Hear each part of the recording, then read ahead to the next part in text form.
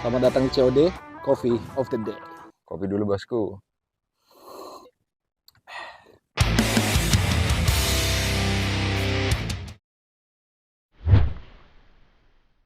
Kembali lagi di COD, Coffee of the Day. Minggu lalu kan aku sama Bang Samba nih kan bingung nih mau cari topik apa nih.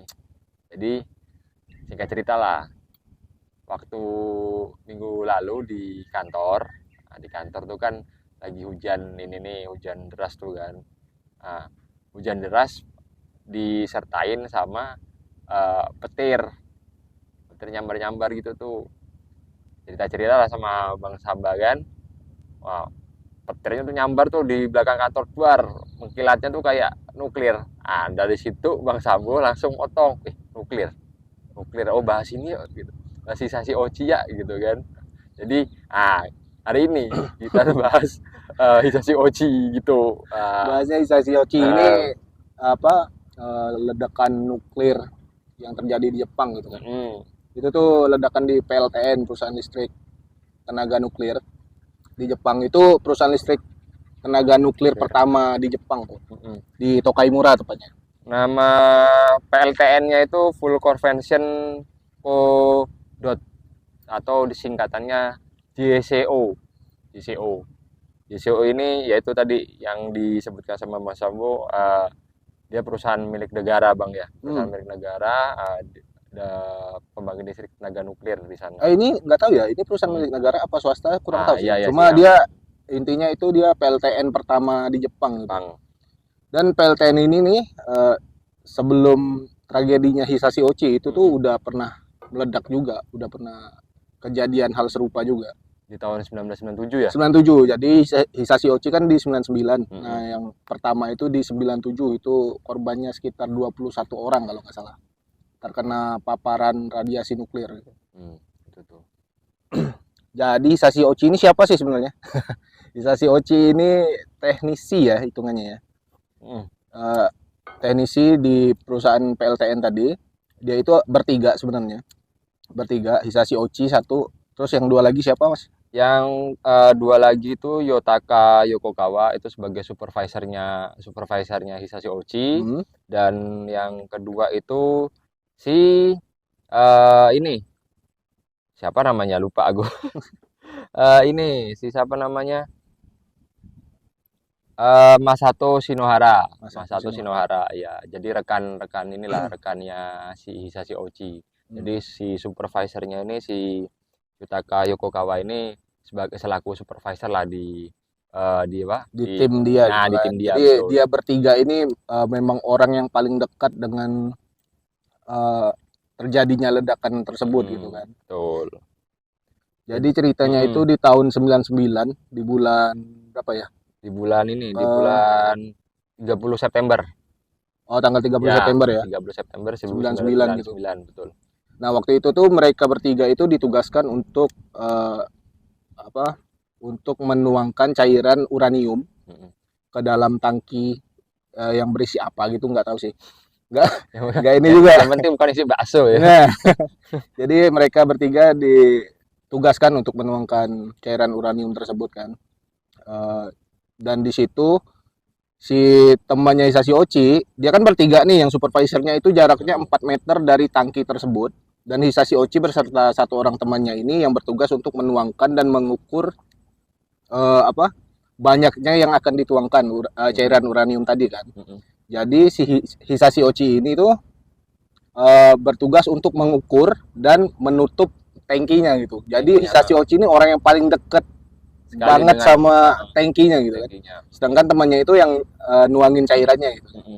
Nah, bodohnya di sini temannya itu menuangkan cairan uranium itu seenak jidatnya gitu. Ya, tidak sesuai dengan takaran. Tidak sesuai dengan takaran, tidak sesuai dengan SOP sama sekali. Betul. Jadi cairan yang dituangkan sama dia itu sekitar 16 kilo. 16 kilo ya. 16 kilo yang dituangkan. Sedangkan untuk penuangan uranium tersebut itu dia itu maksimal hanya 2,4 kilo setahuku. Kalau nggak salah ya. 2,4 kilo. 2,4 kilo. Dan itu berkali-kali lipat dari yang seharusnya kan. Makanya hal tersebut itu menyebabkan ledakan dari tangki itu ledakannya nggak besar, ledakan kecil yang menghasilkan sinar gamma dan ya. paparan radiasi nuklir tentunya ya. Jadi pada saat ledakan itu karena ledakan kecil gitu kan, jadi dihidupkanlah sirine kebakaran ya. Dihidupkan sirine kebakaran, tapi karena nggak semua orang dengar ledakan tersebut, jadi di orang yang ada di perusahaan tersebut tuh kebingungan, ini sirine apa, nggak ada kebakaran apa segala macam, tapi kok apa ada sirine kayak gitu. Tapi ternyata Hisashi Ochi dan dua orang temannya ini mengakunya nggak apa ya, nggak mengalami apapun gitu pada saat kejadian.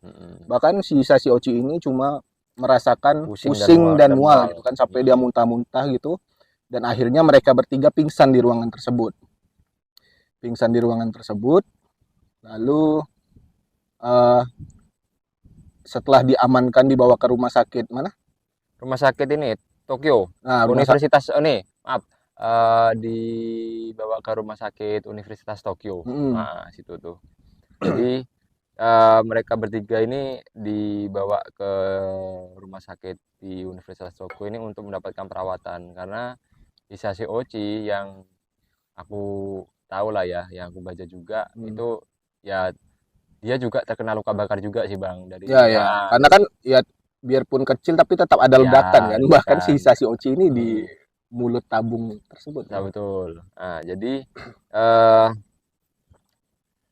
yang dari ketiga korban ini Hisashi Ochi lah yang paling parah ya, karena yang tadi disebutkan, yang dibilangkan sama Bang Sambo tadi, memang yang paling parah Hisashi Ochi.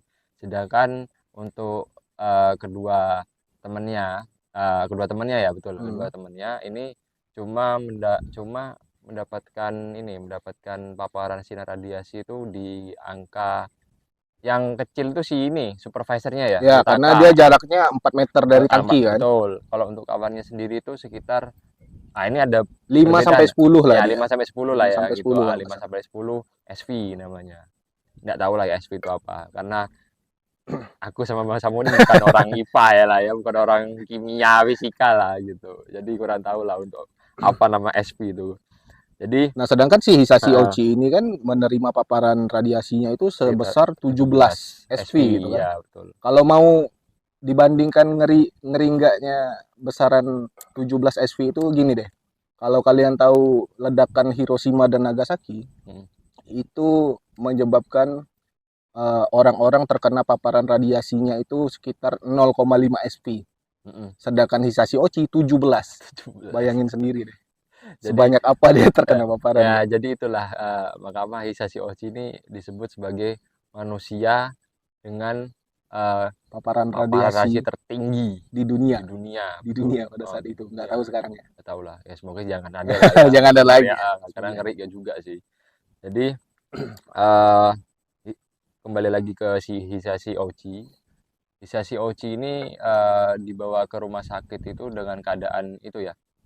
Pingsan betul, pingsan dengan kondisi luka, dengan luka dan luka bakar dia. Luka bakar terus, dan dia sadar dari pingsannya.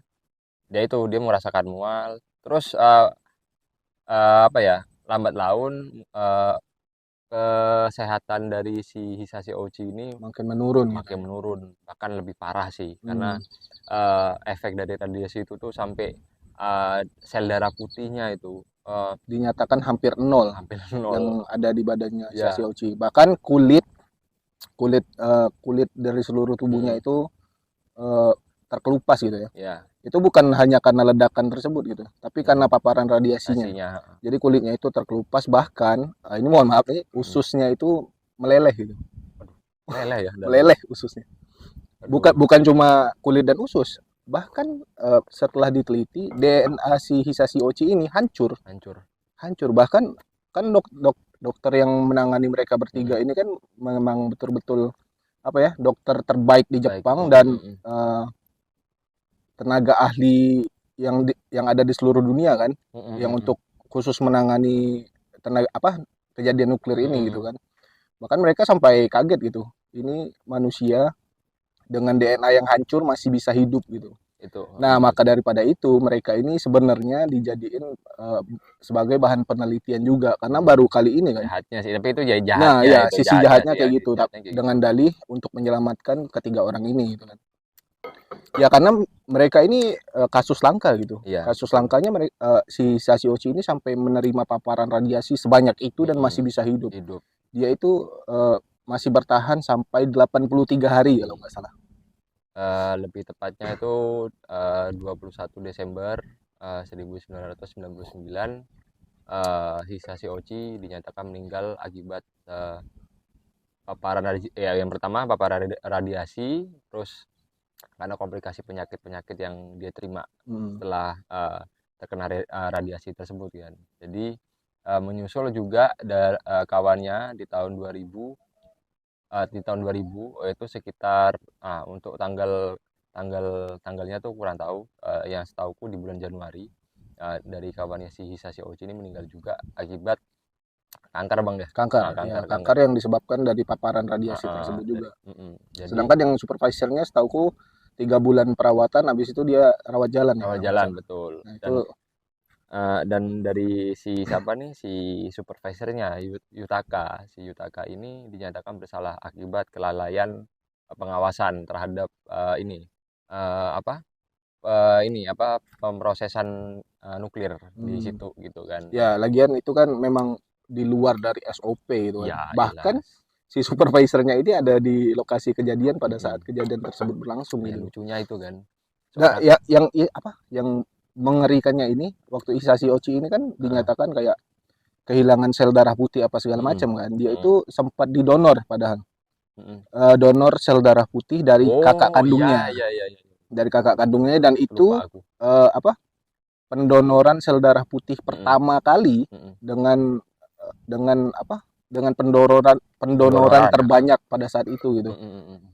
Jadi dia orang terbanyak yang didonorin sel darah putih dari kakak kandungnya ya. Dari kakak kandungnya setelah didonorin kayak gitu,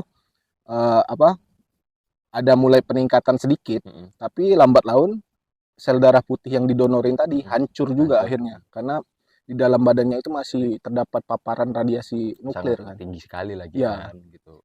Itu kan 17 SV kan. Ya, kasihannya dari si Hisashi Ochi ini kan dia sudah nggak mampu lagi sebenarnya untuk bertahan dengan radiasi yang udah terpapar banyak sekali kan di tubuhnya. Jadi dia itu sempat memohon juga ke tim dokter yang menangani si Hisashi Ochi ini untuk menghentikan proses penyembuhan dia dan keselamatan dia sebenarnya, karena memang dia nggak mampu lagi. Ya karena sakitnya udah nggak bisa dibayangin kayak apa sih, sampai kulit yang lepas apa segala macam. Pokoknya kalau mau dibayangin itu manusia tanpa kulit yang badannya merah semua gitu, ya itu Hisashi Ochi. Berdarah-darah kayak gitu tuh. Ya, nggak tahu lah ya. Kita bakal nampilin atau enggak foto. Karena itu ngeri sih. Iya, fotonya terlalu mengerikan, terlalu gore. Mungkin kalaupun kita tampilkan nanti disensor sih. Ya, betul. Mungkin percuma juga ya kalau disensor ya. Ini janganlah, pokok misalnya mau cari sendiri. Iya, cari sendiri aja. Banyak di Google gitu. Jadi yang menurutku Hisashi Ochi ini kasihan banget gitu. Itu tuh sempat dia jantungnya berhenti, tapi dari pihak dokter itu memaksakan menggunakan alat pacu jantung. Pengenjut gitu kan, alat pacu jantung sehingga jantungnya kembali lagi gitu. Tapi dengan keadaan seperti itu sehingga merusak sistem otak dan jantungnya. Karena sempat berhenti, dipaksain lagi. Setelah jantungnya kembali normal itu bahkan mengalami kerusakan otak dan jantungnya gitu. Ya, nah dari situ dokter-dokter yang menangani Hisashi Ochi ini mendapatkan hujatan lah dari nggak tahu ya dari seluruh dunia kayak dari netizen nggak ada kayak zaman itu. Betul. Jadi dapat hujatan apa segala macam hingga ada konversi pers bahwa para dokter menyatakan kalau misalnya kejadian tersebut terjadi lagi kayak jantung Hisashi Ochi ini berhenti, dokter akan tidak akan berusaha lagi untuk mengembalikan kesadaran Hisashi Ochi untuk menghormati keputusan Hisashi Ochi itulah ya. Tadi ya. Karena kalaupun dia tersadar gitu kan, dia akan merasakan Akan sakit sakit yang luar teramat biasa. sangat gitu Ya, lah pokoknya. Karena pada saat dia dibawa ke rumah sakit aja itu dia harus disuntik sampai pingsan gitu mm-mm, berkali-kali. Karena begitu dia sadar, dia akan teriak-teriak ngerasain sakit itu, sakitnya itu kan. disuntik pingsan Ya lagi gitu. nggak Ya berulang kebayang, gitu-gitu terus pokoknya. nggak kebayang sih. Kalau kalau aku lah ya di posisi beliau gitu kan, posisi si Hisashi Ochi ini dengan rasa sakit kayak gitu. eh Apa ya? Perlahan-lahan ibaratnya kita nih mau merasakan eh, kematian, tapi dengan cara perlahan. Dan itu 3 bulan loh. 3 bulan Bayangkan, tiga lama itu. bulan lama dengan rasa sakit yang luar biasa, kesiksanya setiap detik dia rasakan. Makanya dia harus kehilangan kesadaran kan Karena untuk betul, melalui hari-harinya gitu ya kan. itu betul bang. Asal Ya, dia sadar aja gitu, sakit lagi, ya itu teriak-teriak kan. lagi gitu kan. Kalau Kasihan sebenarnya. kalau dari meninggalnya si Hisashi Ochi ini, ya karena dia sudah enggak, ya mungkin ya karena dia kan sudah kena apa kejut jantung itu kan. Apa Hmm. tadi bang nama? Apa kejut jantung? Ya itulah dia pokoknya ya. Jangan nyuruh mikir lah ya. Nah, itu kan. Nah, jadi dia meninggalnya tadi itu yang aku sebutin. Nah, dia meninggalnya karena serangan jantung. Ya karena bukan serangan jantung juga Pasti sih, karena serangan yang jantung. lain sih, gara-gara nuklir itu juga Ya, gitu gara-gara kan. paparan nuklir yang Heeh, terlalu besar yang ada di tubuhnya gitu. heeh. Sehingga kayak donor darah, sel darah putih aja sampai hancur lagi gitu. Ya itu kan DNA-nya hancur gitu kan. sekarang orang ya bisa orang ya seorang Hisashi Ouchi yang menerima eh, paparan radiasi nuklir sebanyak 17 sievert. Sievert ya betul, sievert SV. SV. Dan sedangkan dengan paparan apa sinar radiasi bom nuklir jatuh di Hiroshima, Itu aja ya itu aja ya orang kena 0,5 kilatannya aja tes itu. gitu kan, kena kilatannya udah hilang dah orang dah. Ini kena cairannya langsung, bukan ledakan ya, dikatakan Ya ledakan, ledakan ledakan sedikit kecil lah, gitu. ledakan kecil lah gitu kan. Menghasilkan sinar gamma kan dia Mm-mm, kan. Dia jadi terkena ledakan, terkena sinar mm-mm. gammanya juga gitu kan. Bahkan menurut penelitian itu manusia itu terkena 8 SV itu Mm-mm. udah menyebabkan kematian. Ya bang, 8 SV. kalau 8 SV ya 8 SV. itu Bisa Xiaoqi 2 kali dua lipat kali ya. lipat betul. Sedangkan ya itu untuk manusia ini ya, ya maksudnya manusia yang ndak ini ya yang ndak bersentuhan langsung lah dengan radiasi Hmm. nuklir. Kalau setauku untuk yang orang yang langsung menangani nuklir, maksudnya menangani nuklir, Yang bersatuan secara ya langsung lah ya ya bersentuhan secara langsung di apa di eh, lokasi. ke nuklir gitu kan, itu tuh setauku untuk orang itu eh, batas ini ya, batas batas untuk Paparan yang paparan ya, terkenanya batas itu. paparan itu tuh sekitar 5 SV nggak salah bang, setauku 5 SV. Dan untuk Apa tuh? mili Iya, dia SV, 0,5. ya 0,5 mili 0,5 deh. mili ya mili itu. Kalau untuk kita sih orang orang yang nggak pernah sama sekali lah ya, boro-boro Yang awam terhadap awam gitu, nuklir gitu kan. boro-boro nuklir bentuknya gimana ya nggak tahu kan. Tapi setelah kejadian itu tuh eh, pas meledaknya di Mm-mm. PLTN itu tuh gubernur Anu, setempat tuh langsung nutup PLTN-nya. Bahkan 6 kilometer dari PLTN-nya itu 6 mm-mm. kilometer itu dijadiin zona berbahaya. Oh jadi Jadi orang-orang tuh semuanya diungsikan semuanya. berarti kurang lebih kayak, oh tapi kalau bencana Chernobyl ini kan satu kota kan Satu bang, kota, satu kalau kota. dia kan cuma ini Mm-mm, 6 kilometer aja yang dijadiin mm-mm. zona berbahaya. Ya loh sebenarnya kan ini nyenggol-nyenggol dikit nih masalah Chernobyl nih. Kan tapi ini kan ledakannya kan cuma di ruangan itu kan bang, kalau Hmm. untuk yang di Hisashi Ochi kan, tapi kalau yang di Chernobyl nih satu pabrik ya, satu PLN ya Tapi salah. tapi bahkan itu paparannya 0,2 loh Nah tapi kejadian itu. tapi sampai ditutup loh bang, sampai Iya, ditutup sampai ditutup. oh, Karena 0,2 juga ya berbahaya. bahaya. Sekecil apapun itu radiasi nuklir itu memang sangat berbahaya sih memang. Ya Ya pokoknya. bahkan kan yang kayak Hiroshima Nagasaki yang Mm-mm, kebanyakan orang menerima paparan radiasi 0,5 itu tuh mm-mm. bukan langsung tewas di tempat, enggak. Mereka itu eh, dapat berapa lama gitu Ya kan, berbulan-bulan kanker ya rata-rata, kan. meninggal dunia, gitulah. Kalau radiasi kan enggak langsung plek, langsung kena dampaknya gitu dampaknya. kan. Yang apa ya, yang lebih kasihan lagi ini lebih ke generasi lah ya, generasi Ya, nggak, nah itu generasi setelahnya sih setelahnya kayaknya. betul, karena kan satu lah, turunan orang yang terkena ini kan dampak radiasi itu, ya maaf ini cacat Ya, bisa terus jadi karena kalaupun misalnya dia terkena radiasi 0, sekian gitu kan, mm-mm, nggak terasa di tubuh orang tersebut, mm-mm, bisa jadi terkena di keturunannya gitu. ya, Karena di dalam tubuhnya itu ya terdapat radiasi nuklir tersebut gitu kan. mm-mm. Jadi seberbahaya itu sih radiasi nuklir itu. Ya pokok yang berbau-bau kimia segala macam tuh jelas berbahaya Tidak ya ramah gitu. lingkungan Nah, ya. ya betul. Itu kan. Jadi sebenarnya bukan masalah lebih ke nuklirnya. Semua bahan kimia apapun. Contoh lah ya kayak pestisida, ya jelas-jelas kita Hmm. eh, sering tengok lah ya untuk apa, untuk membasmi hama. Itu juga bahan-bahan kimia ya. Kalau kita sering apa eh, mengonsumsi makanan dari hasil itu ya Hmm. bahaya juga kan, Bahaya juga buat bahaya tubuh. juga betul. Ya kalau diserap tubuh terlalu banyak kan Mm-mm. barang-barang kayak gitu ya tetap menimbulkan penyakit lah Penyakit, paling enggak. nah, itu tapi ya gimana ya, namanya Perkembangan ya ya, perkembangan, betul, perkembangan. Kita nggak perkembangan bisa menolak perubahan perubahan ya, dalam betul hal betul berkembang ya. betul betul betul. Karena semua hal yang berkembang itu pasti ada positif ada negatifnya gitu. Mm-mm.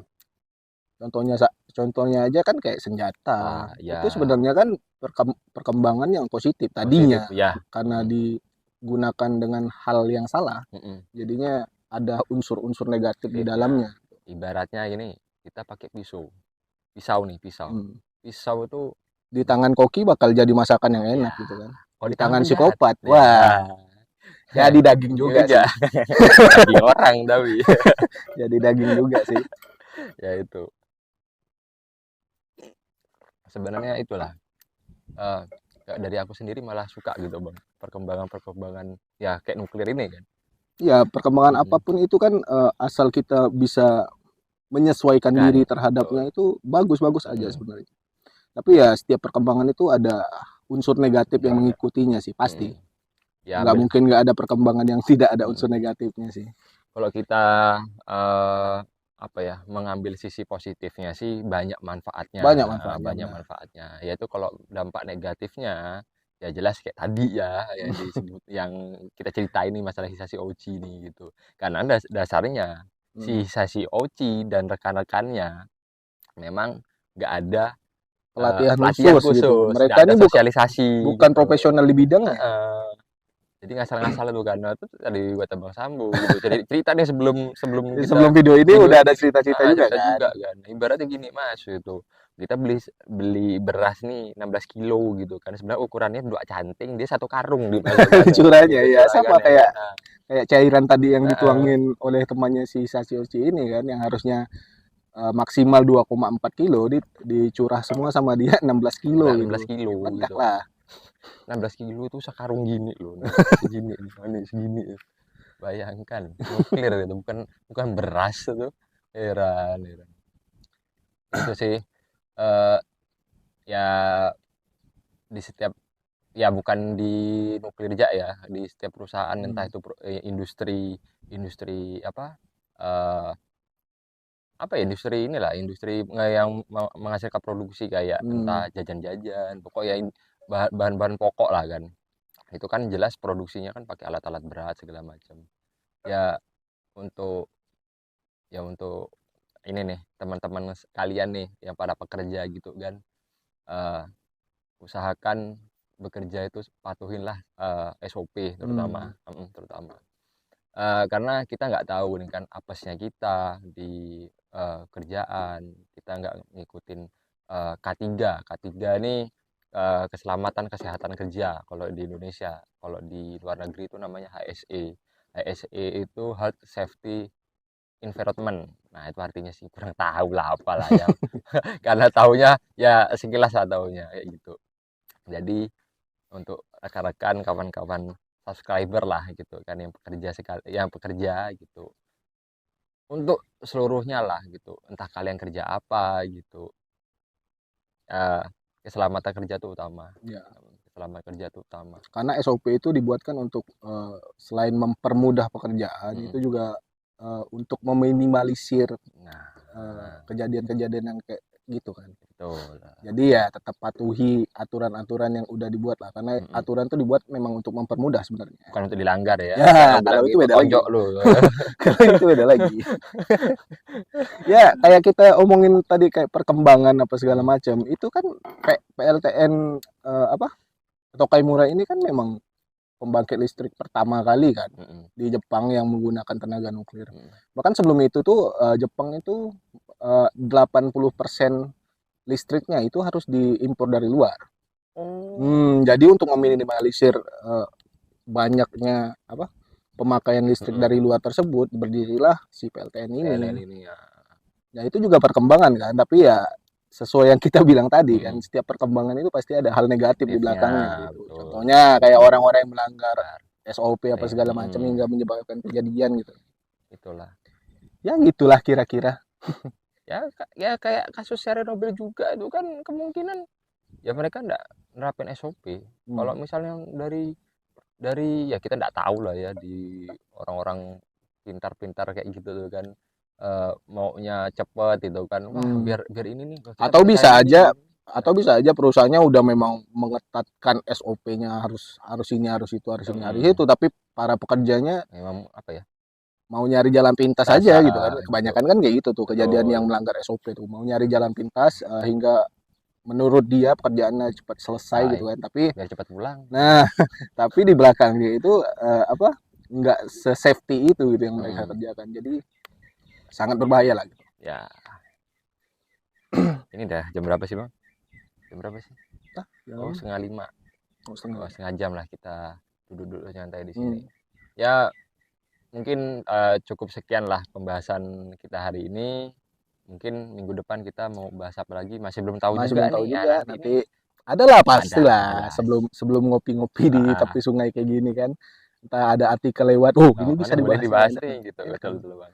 Jadi ngopi-ngopi di outdoor kayak gini nih sambil bahas sesuatu itu asik gitu, daripada kita ke kedai kopi gitu kan. Ngobrolnya main HP kadang-kadang, main slot tuh. Nih main slot kan. Kalau HP-nya ada model gini, gini, terus aduh, bahaya. Nyetin kali 10. Oke lah, kayaknya udah kita cukupin aja ngopi hari ini. Nanti di video selanjutnya kita bahas apa, biarkan Tuhan yang menentukan. Oke, kalau gitu sampai bertemu di video selanjutnya. Ciao. Dadah.